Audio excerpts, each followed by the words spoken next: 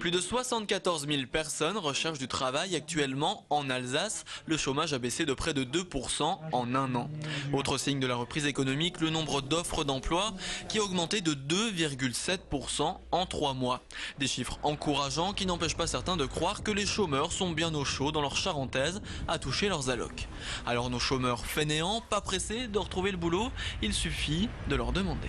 Il y a des chômeurs qui sont feignants, hein, c'est vrai. Mais il y en a d'autres qui ont la motivation de travailler. Il y en a qui sont chez papa-maman qui profitent, il y en a qui sont là, qui ont travaillé un certain temps, qui profitent des assédiques et d'autres qui ont rien et qui ont besoin de travailler. Il y a besoin de motivation pour trouver du travail aujourd'hui, c'est de plus en plus compliqué. J'envoie des CV ou je les dépose.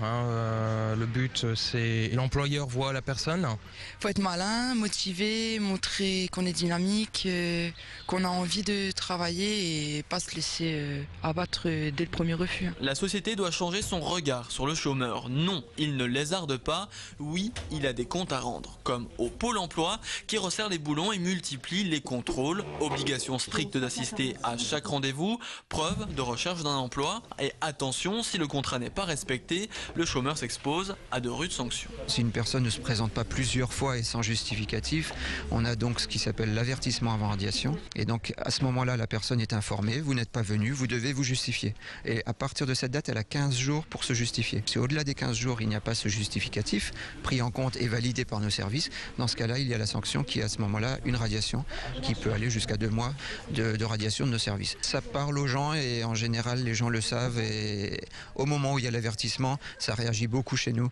On a des appels, on a des courriers qui essaient de se justifier plus ou moins bien, mais dans tous les cas, ça marche plutôt bien. Seuls 2% des inscrits au Pôle emploi seraient radiés. Avoir l'ANIAC semble une condition sine qua non pour le chômeur. Preuve en est avec l'association Nouvelle Donne. Depuis plus d'un an, 14 bénévoles aident les cadres à trouver la voie de la réinsertion. Et chez Luc Bartel, pas de place pour les paresseux. C'est un travail de chercher un emploi.